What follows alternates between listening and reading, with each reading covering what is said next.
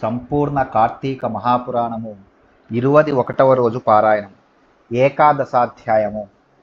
మారుమూలల్లో తలలు దాచుకున్నా కూడా వదలకుండా ముట్టడింప వస్తున్న జలంధరునికి భయపడిన వారై దేవతలంతా విష్ణు స్తోత్రం చేయసాగారు. సర్వదేవతాకృత విష్ణు స్తోత్రము. నమో మత్స్య కూర్మాది నానా స్వరూపాయ సదాభక్త కార్యద్యత యార్తిహంత్రే విధాత్రాది స్వర్గస్థితి ధ్వంసకర్త్రే గదాశంఖ పద్మాది హస్తాయతేస్తు రమావల్లభా యాసురాణాం నిహంత్రే భుజంగారి యానాయ పీతాంబరాయ మఖాది క్రియాపాక కర్త్రే వికర్త్రే శరణ్యాయ తస్యై నతాస్మోత్వతాస్మః నమో దైత్య సంతాపి తామర్త్య దుఃఖ చలధ్వంస దంభోళయే విష్ణవేతే భుజంగేళ తలేశయా నాయార్క చంద్ర ద్వినేత్రాయ తస్మై నతాస్మః. నారదోవాచ సంకష్టనాశనం స్తోత్రం మేతద్యస్తు పఠేన్నరః సకదాచిన్న సంకష్టః పీడ్యతే కృపయా హరేః. మత్స్య కూర్మాది అవతారములు ధరించిన వాడవును, సదాభక్తుల కార్యములను చేయుటయందు సంసిద్ధుడగు వాడువును, దుఃఖములను నశింపజేయువాడవును, బ్రహ్మాదులను సృష్టించి పెంచి లయింపచేయువాడవును, గద శంఖం పద్మం కత్తి ఆదిగా గల ఆయుధములను ధరించిన వాడవును అగు నీకు నమస్కారమగుగాక. లక్ష్మీపతి రాక్షసారాతి గరుడవాహనుడు పట్టుబట్టలు ధరించిన వాడవును, యజ్ఞాదులకు కర్త క్రియాకరహితుడవు సర్వరక్షకుడవును అగు నీకు నమస్కారమగుగాక. రాక్షసులచే పీడింపబడిన దేవతల దుఃఖమనే కొండను నశింపజేయుటలో వజ్రాయుధము వంటి వాడవును, శేషశయనుడవు సూర్యచంద్రులనే నేత్రములుగా గలవాడవు అగు ఓ విష్ణు నీకు నమస్కారము పునః నమస్కారము. ఇలా దేవతల చేత రచింపబడినది సమస్త కష్టాలను సమయింపజేసేది అయిన ఈ స్తోత్రాన్ని ఏ మానవుడైతే పఠిస్తుంటాడో వాని ఆపదలన్నీ ఆ శ్రీహరి దయ వలన తొలగిపోతాయి అని పృథువుకు చెప్పి నారదుడు మరలా పురాణ ప్రవచనానికి ఉపక్రమించాడు. ఈ దేవతల స్తోత్ర పాఠాలు ఆ చక్రపాణి చెవిన పడ్డాయి. దేవతల కష్టానికి చింతిస్తూనే దానవులపై కోపం గలవాడై చెయ్యన తన శయ్య వీడి గరుడ వాహనంపై కదులుతూ, లక్ష్మి, నీ తమ్ముడైన జలంధరునికి దేవగణాలకి యుద్ధం జరుగుతున్నది, దేవతలు నన్ను ఆశ్రయించారు, నేను వెడుతున్నాను అని చెప్పాడు. అందుక ఇందిరాదేవి రవంత చెలించినదై, నాథా, నేను నీకు ప్రియురాలనై ఉండగా నువ్వు నా తమ్ముని వధించడం ఎలా జరుగుతుంది అని ప్రశ్నించింది. ఆ మాటకు మాధవుడు నవ్వి, నిజమే దేవి, నాకు నీ మీదున్న ప్రేమ చేత, బ్రహ్మ నుండి అతను పొందిన వరాల చేత, శివాంశ సంజాతుడు కావడం చేత కూడా జలాంధరుడు నేను చంపదగిన వాడు కాడు అని మాత్రం చెప్పి సర్వాయుధ సమీకృతుడై గరుడ వాహనారూఢుడై అతి త్వరితంగా యుద్ధభూమిని చేరాడు. మహాబలి అయిన గరుడుని రెక్కల విసురులకు పుట్టిన గాలి వలన రాక్షస సేనలు మేఘ శకలాల వలె చెల్లా చెదరై నేల రాలిపోసాగాయి. అది గుర్తించిన జలంధరుడు ఆగ్రహంతో ఆకాశానికి బాణాలతో జలంధరుని యొక్క జెండాని, రథచక్రాల్ని, ధనస్సుని చూర్ణం చేసేశాడు. అనంతరము అతని గుండెలపై ఒక గొప్ప బాణాన్ని వేశాడు. ఆ బాధామయ క్రోధంతో జలంధరుడు గదాధరుడై ముందుగా గరుడుడి తలపై మోదడంతో గరుత్మంతుడు భూమికి వాలాడు. తక్షణమే విష్ణువు అతని గదను తన ఖడ్గంతో రెండుగా నరికివేశాడు. అలిగిన అసురేంద్రుడు ఉపేంద్రుడి ఉదరాన్ని పిడికిట పొడిచాడు. అక్కడితో జలధిసాయికి జలంధరుడికి బాహుయుద్ధం ఆరంభమైంది.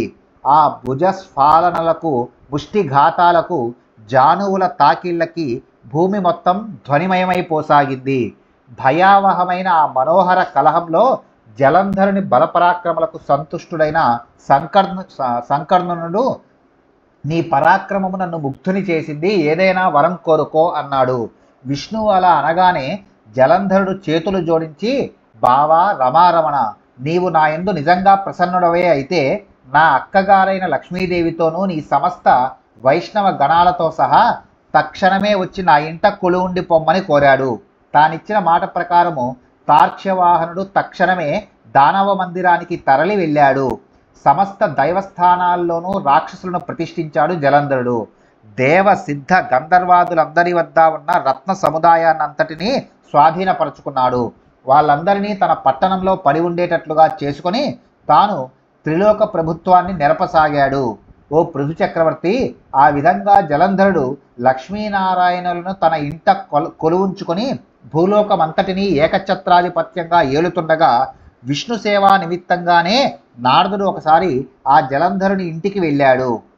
ఏకాదశాధ్యాయ సమాప్త. 11వ అధ్యాయము సమాప్తము. ద్వాదశాధ్యాయము. నారదుడు చెబుతున్నాడు, పృథురాజా, అలా తన గృహానికి వచ్చిన నన్ను జలంధరుడు ఎంతో చక్కటి భక్తి ప్రపత్తులతో శాస్త్ర విధిని సత్కరించి, అనంతరము మునిరాజా, ఎక్కడి నుంచి ఇలా వచ్చావు, ఏ ఏ లోకాలు సందర్శించావు, నువ్వు వచ్చిన పనేమిటో చెబితే దానిని తప్పక నెరవేర్చుతానన్నాడు. అప్పుడు నేను ఇలా అన్నాను, జలంధర, యోజన పరిమాణము పొడవు గలది, అనేకానేక కల్పవృక్షాలు కామధేనువులు గలది, చింతామణులచే ప్రకాశవంతమైనది అయిన కైలాస శిఖరంపై పార్వతీ సమేతుడైన పశుపతిని సందర్శించాను. ఆ వైభవాలకు దిగ్భ్రాంతులనైన నేను అంతటి సంపద కలవారు మరెవరైనా ఉంటారా అని ఆలోచించగా త్రిలోక చక్రవర్తివైన నువ్వు స్ఫురించావు. నీ సిరి సంపదలను కూడా చూచి నువ్వు గొప్పవాడవో ఆ శివుడు గొప్పవాడో తేల్చుకోవాలని ఇలా వచ్చాను. అన్ని విషయాల్లోనూ వీరిద్దరూ దీటుగానే ఉన్నారు, కానీ ఒక్క స్త్రీ రత్న పుటాధిక్యత వల్ల నీకన్నా ఆ శివుడే ఉత్కృష్ట వైభవోపేతుడుగా కనిపిస్తున్నాడు. నీ ఇంట్లో అప్సరసలు, నాగకన్యలు మొదలైన దేవకాంతలెందరైనా ఉందురుగాక, వాళ్ళంతా ఏకమైనా సరే ఆ ఏనాంకధారికి ప్రాణాంక స్థితి అయిన పార్వతీదేవి ముందు ఎందుకు కొరగారు? కళ్యాణాతూర్పూర్వం వీతరాగుడైన విషమాంబకుడు సైతము ఏ విద్యుల్లతా సౌందర్యమనే అరణ్యంలో భ్రామితుడై చేపవలే కొట్టుమిట్టాడో అటువంటి ఆ అద్రినందనకు ఇక ఏ చానా ఈడు కాలేదు.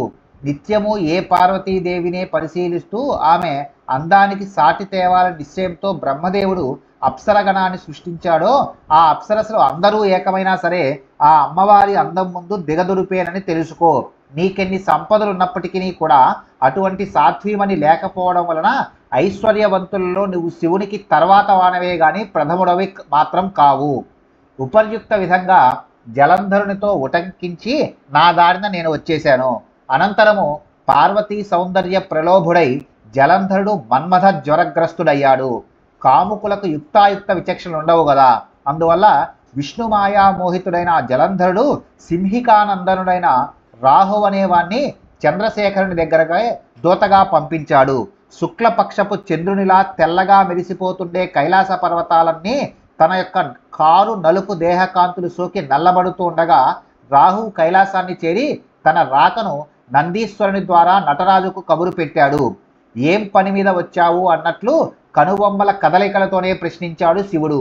రాహువు చెప్పసాగాడు, ఓ కైలాసవాస, ఆకాశంలోని దేవతల చేత పాతాళంలోని ఫనుల చేత కూడా సేవింపబడుతున్నవాడు, ముల్లోకాలకు ఏకైక నాయకుడు అయిన మా రాజు జలంధరుడిలా ఆజ్ఞాపించాడు. హే వృషధ్వజ, వల్లకాటిలో నివసించేవాడివి, ఎముకల పోగులు ధరించేవాడివి, దిగంబరివి అయిన నీకు హిమవంతుడి కూతురు అతిలోక సౌందర్యవతి అయిన పార్వతి భార్యగా పనికిరాదు. ప్రపంచంలోని అన్ని రకాల రత్నాలకు నేనే రాజునై ఉన్నాను కాబట్టి శ్రీరత్నమైన ఆ పార్వతిని కూడా నాకు సమర్పించు. ఆమెకు భర్తనయ్యేందుకు నేనే అర్హుడిని గాని నువ్వేమాత్రమూ తగవు. కీర్తిముఖోపాఖ్యానము. రాహు అలా చెబుతుండగానే ఈశ్వరుడి కనుబొమల వలన రౌద్రాకారుడైన పురుషుడు వేగవంతమైన పిడుగుతో సమానమైన ధ్వని గలవాడు ఆవిర్భవించాడు. పుడుతూనే ఆ పౌరుషమూర్తి రాహువు మీదకు లంఘింపబోగా రాహువు భయపడి పారిపోబోయాడు. కానీ ఆ రౌద్రమూర్తి అనతి దూరంలోనే రాహుని పట్టుకొని మృంగివేయబోయాడు. అయినప్పటికీ రాహువు దూత అయిన కారణంగా వధించడం తగదని రుద్రుడు వారించడంతో ఆ పౌరుషమూర్తి తన ప్రయత్నాన్ని విరమించుకున్నవాడై శివాభిముఖుడై, హే జగన్నాథ, నాకసలే ఆకలి దప్పికలు ఎక్కువ, వీనిని తినవద్దంటున్నావు గనుక నాకు తగిన ఆహార పానీయాలేమిటో ఆనతినిమ్మని కోరాడు. హరుడు అతనిని చూచి నీ మాంసాన్ని నువ్వే ఆరగించు అన్నాడు. శివాజ్ఞాబద్ధుడైన ఆ పురుషుడు తన శరీరంలోని శిరస్సుని తప్ప తక్కిన అన్ని భాగాల మాంసాన్ని తినివేశాడు.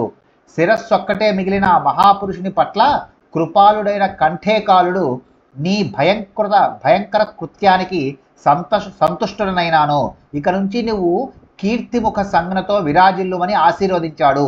ఓ పృథురాజా, తదాదిగా ఆ శిరోవశేషుడు శివద్వారాన కీర్తిముఖుడై ప్రకాశిస్తున్నాడు. అంతేకాదు, ఇకపై ముందు నిన్ను పూజించకుండా నన్ను అర్చించిన వారి పూజలన్నీ వృధా అవుతాయి. కనుక నన్ను అర్చించదలిచిన వారు ముందుగా కీర్తిముఖిని పూజించి తీరాలి అని ఈశ్వరుడు శాసించాడు కూడా.